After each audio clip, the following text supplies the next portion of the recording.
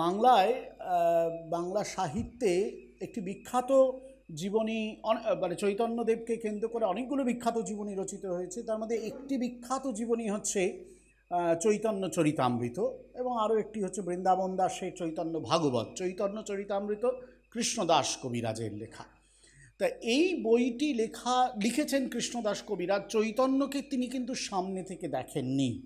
চৈতন্যকে যাঁরা দেখেছিলেন তাদের ভিত্তিতে তিনি এই জীবনীটি লিখেছেন। কিন্তু এই জীবনীটি লেখার সময় তাকে অনেক পরিশ্রম করতে হয়েছে। সেইটি নিয়ে একটি গ্রন্থ অনেক পরবর্তীকালে লেখা হয়েছিল, চৈতন্য চরিতামৃতের উপাদান বলে। বিখ্যাত, অতি বিখ্যাত গ্রন্থ লিখেছিলেন বিমান বিহারী বাবু, খুব পণ্ডিত মানুষ ছিলেন। সেইখানে বিমান বিহারী বাবু কয়েকটি খুব গুরুত্বপূর্ণ কথা উল্লেখ করেছিলেন। শারদানন্দজি মহারাজের লীলা প্রসঙ্গ নিয়ে আলোচনার সময় সেই কথাগুলো আমাদের খুব মাথায় আসে।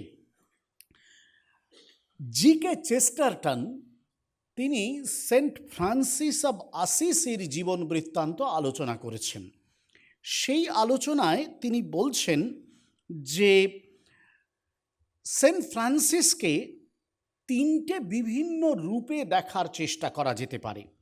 একটা হচ্ছে একেবারে আধুনিক দৃষ্টিতে, যে তাঁর সমাজের প্রতি কী কল্যাণকর কাজ ছিল, তার মানবপ্রেম কেমন ছিল, তার প্রকৃতিপ্রীতি কেমন ছিল, এই সব নিয়ে একটা তার মধ্যে গণতান্ত্রিক ভাবনা, ঐতিহাসিক ভাবনা প্রকাশ পেয়েছে কিনা ইত্যাদি নিয়ে একরকমভাবে আধুনিক জীবন রচনা হতে পারে।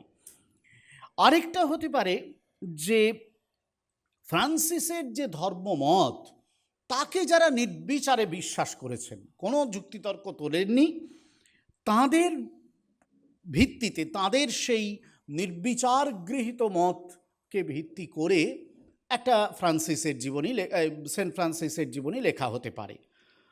তৃতীয় আরেকটি হতে পারে ঐতিহাসিক ও মনস্তত্ত্ববিদদের দৃষ্টি নিয়ে, কিন্তু অত্যন্ত সহানুভূতির সঙ্গেও সেন্ট ফ্রান্সিসের জীবনী লেখা হতে পারে, যেখানে সেন্ট ফ্রান্সিসের জীবনের ভিতরকার যে লড়াই, তার যে এত বড় সন্ত হয়ে ওঠার যে সংগ্রাম, সেই সংগ্রামটি ফুটে উঠবে, এরকমভাবেও লেখা যেতে পারে। চেস্টারটন এই তিনটে পদ্ধতির কথা বলেছেন, এবং তিনটে পদ্ধতিরই কিছু ত্রুটি আছে। পরবর্তীকালে যারা জীবনী সাহিত্য বা জীবনী লেখার পদ্ধতি নিয়ে আলোচনা করেছেন তারা বলেছেন। অদ্ভুত, বিমান বিহারী মজুমদার বলছেন যে চৈতন্য চরিতামৃতকার তিনি এই তিনটি পদ্ধতির কোনোটাই গ্রহণ করেননি। তার কারণ তিনি কেবলমাত্র ওই গণতান্ত্রিক, সামাজিক ইত্যাদি যে চৈতন্যদেবের জীবনীর ব্যাপার, সেইটা নিয়ে মানে থেমে থাকেননি। ওটা বলেছেন, কিন্তু ওর বাইরেও আরও কিছু বলেছেন, অনেক কিছু বলেছেন। যারা চৈতন্যদেবের ধর্মমতকে একেবারে নির্বিচারে বিতর্কহীনভাবে মেনে নেয়, তিনি সেই পথ অবলম্বন করেননি। তিনি চৈতন্যদেবের ধর্ম দর্শনকেই গ্রহণ করেছেন, কিন্তু তাকে যুক্তি দিয়ে, তথ্য দিয়ে, শাস্ত্র দিয়ে প্রমাণ করেছেন। আবার চৈতন্যদেবের জীবনের যে বিরাট মহামানব হয়ে ওঠার যে লড়াই, সে লড়াইটিকেও বর্ণনা করেছেন। তার বাইরেও কৃষ্ণদাস কবিরাজ যাঁদের কাছ থেকে শুনেছিলেন, তাদের কাছ থেকে শুনে চৈতন্যদেব সম্পর্কে একটা অনুভব তৈরি করেছিলেন, উপলব্ধি তৈরি করেছিলেন।